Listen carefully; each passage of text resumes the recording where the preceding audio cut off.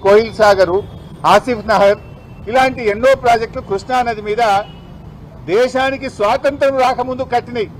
ఇవన్నీ కూడా మేమే కట్టినాం కాంగ్రెస్ వాళ్ళం అంటాడు ఆయన. అంటే ఇది అతి తెలివి కాదా? ఇట్లా మీరు చూసినట్టయితే 16 లక్షల ఎకరాలు ఆంధ్రప్రదేశ్ రాష్ట్రం ఏర్పడక ముందే 16 లక్షల ఎకరాలు మరి కాకతీయుల కాలంలో నిజాం కాలంలో తెలంగాణకు నీటిపారుదల సౌకర్యం ఏర్పడ్డది. ఈ 16 లక్షల్ని కూడా కలుపుకొని 54 లక్షలకు ఇచ్చిన అని చెప్పి రేవంత్ రెడ్డి గారు నిన్న పచ్చి అబద్ధం మాట్లాడిండు. ఒకటి. రెండోది ఏమంటాడు, ఆ 54 లక్షల్లో ఈ 16 తీసేస్తే మనకు ఉండేది 42 లక్షలు, 40 అయితే ఎంత 38. ఈ 16 తీస్తే 38. ఆ 38 లక్షల్లో ఏముంటది బైసాబ్? అలా ఎస్ఆర్ఎస్పీ స్టేజ్ 2 కాలువ తవ్వింది తప్ప సుక్క మారది.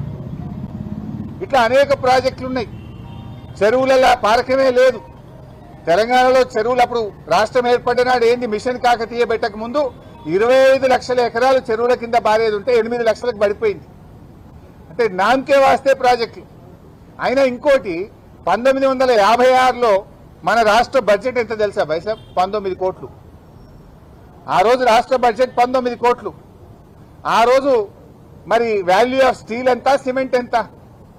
అసలు ఆ డబ్బును ఈ డబ్బుతో కంపేర్ చేయొచ్చా? ఆ రోజు నేను రూపీ యొక్క వాల్యుయేషన్ చూస్తే ఆనాటి 100 రూపాయలు ఇవాళటి 10,434 రూపాయలకు సమానం. ఆనాటి 100 రూపాయలు ఈనాటి 10,434 రూపాయలకు సమానం. ఆనాటి రూపాయి ఇవాళటి 104 రూపాయలకు సమానం. ఈయన ఏం కంపేర్ చేస్తాడు? ఆ రోజు 94,000 ఎకరం అయింది, ఇవాళ 10 లక్షలకు ఎకరం అయింది. ఒకటి, నిజాం కాలంది కాకతీయుల కాలం ఆయకట్టు కలుపుకుంటాడు. 2, ఆ రోజు 19 కోట్ల బడ్జెట్ అయితే ఈ రోజు 3 లక్షల కోట్ల బడ్జెట్.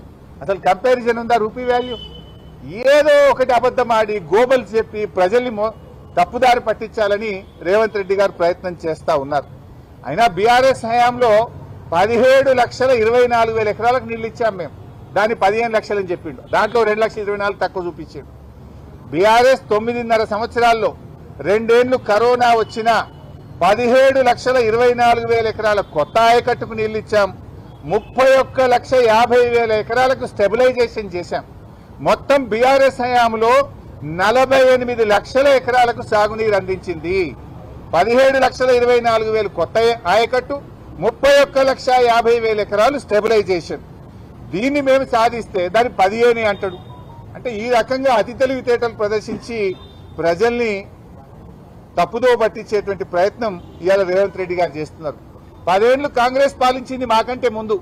ఇదే ఉత్తమ్ కుమార్ రెడ్డి గారు మంత్రి, సుదర్శన్ రెడ్డి గారు నీళ్ల మంత్రి, కోమటిరెడ్డి గారు మంత్రి. 10 ఏళ్ల కాంగ్రెస్ హయాంలో తెలంగాణలో ఇచ్చిన ఆయకట్టు కేవలం కొత్త ఆయకట్టు స్థిరీకరణ అంత కలిపితే 6,64,000 ఎకరాలు. 9.5 ఏళ్ల బీఆర్ఎస్ హయాంలో ఇచ్చింది 48 లక్షలు. 6 లక్షలు ఎక్కడ, 48 లక్షలు ఎక్కడ? మీరిచ్చింది 6 లక్షలు, మేమిచ్చింది 48 లక్షల ఎకరాల ఆయకట్టు. ఇది వాస్తవం. అతి తెలివితేటలు ప్రదర్శించి ప్రజల్ని మోసపుచ్చుతామంటే ప్రశ్నించే వాళ్ళు ఉంటారు, నిజాలు బయట పెట్టే వాళ్ళు ఉంటారు.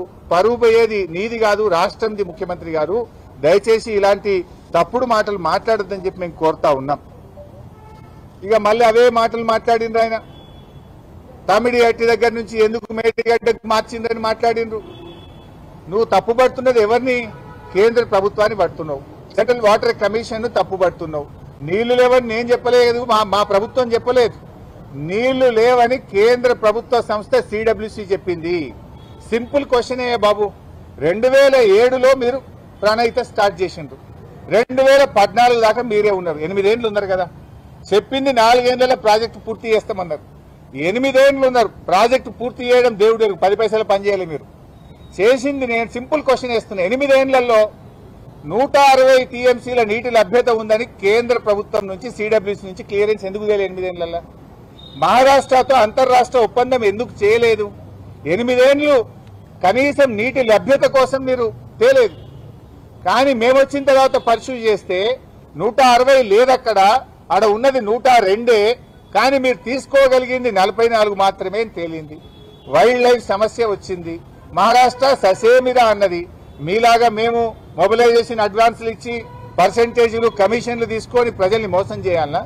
మేము ఉద్యమం చేసిన వాళ్ళం, రాష్ట్రాన్ని సాధించిన వాళ్ళం, ప్రజలకు నీళ్లు ఇవ్వాలనే లక్ష్యంతో మేము నీళ్లు ఎక్కడున్నాయో వ్యాప్కో సూచిస్తే మేడిగడ్డ దగ్గర పెట్టాం.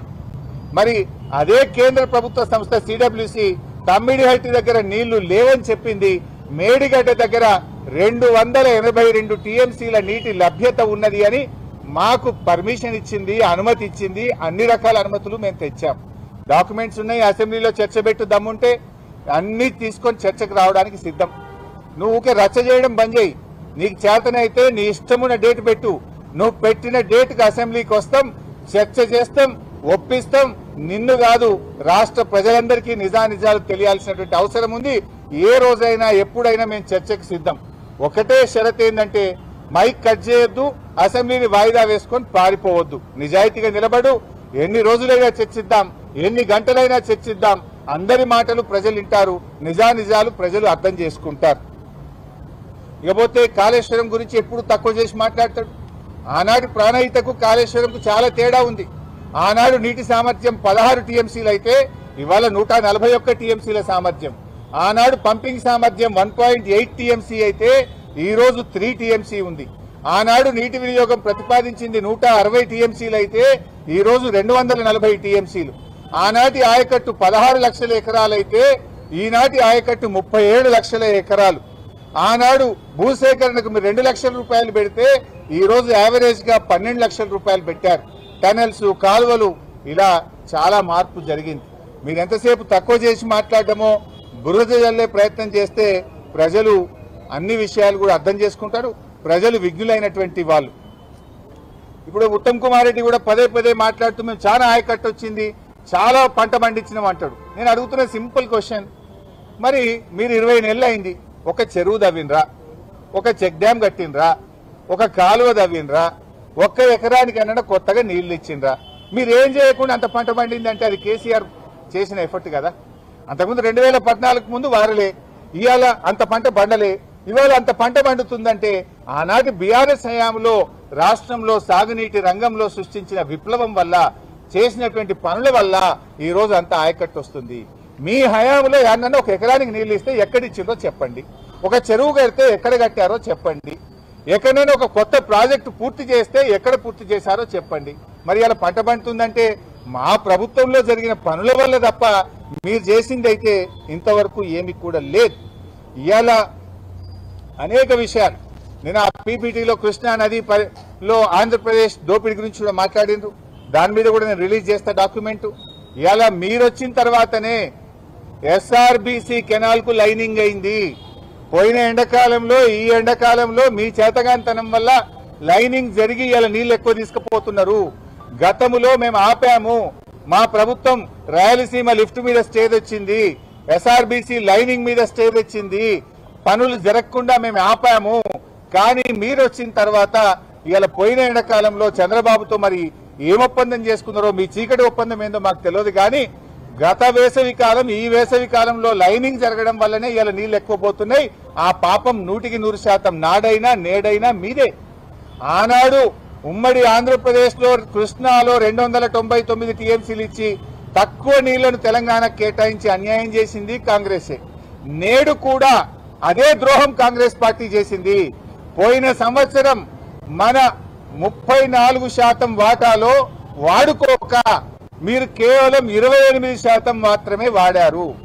మీరు దాదాపు 6% నీళ్లు తక్కువ వాడి 65 టీఎంసీలను మీరు ఆంధ్రాకు ఇలా చంద్రబాబుకు గురుదక్షిణ కింద చెల్లించారు. 65 టీఎంసీలు అంటే 6,50,000 ఎకరాలు.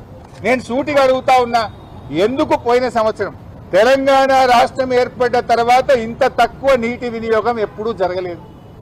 28% మాత్రమే నీటి వినియోగం ఎందుకు చేశారు? నీళ్లు చంద్రబాబుకు, ఆంధ్రాకు ఎందుకు వదిలారు? ఇది మీ తప్పుదం కాదా? మీ ప్రభుత్వ వైఫల్యం కాదా?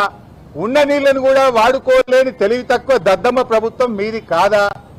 ఇంకొక 6 లక్షల ఎకరాలు ఆంధ్రప్రదేశ్ రాష్ట్రం ఏర్పడక ముందే 16 లక్షల ఎకరాలు మరి కాకతీయుల కాలంలో, నిజాం కాలంలో తెలంగాణకు నీటిపారుదల సౌకర్యం ఏర్పడ్డది. ఈ 16 లక్షల్ని కూడా కలుపుకొని 54 లక్షలకు ఇచ్చినా అని చెప్పి రేవంత్ రెడ్డి గారు నిన్న పచ్చి అబద్ధం మాట్లాడిండు. ఒకటి.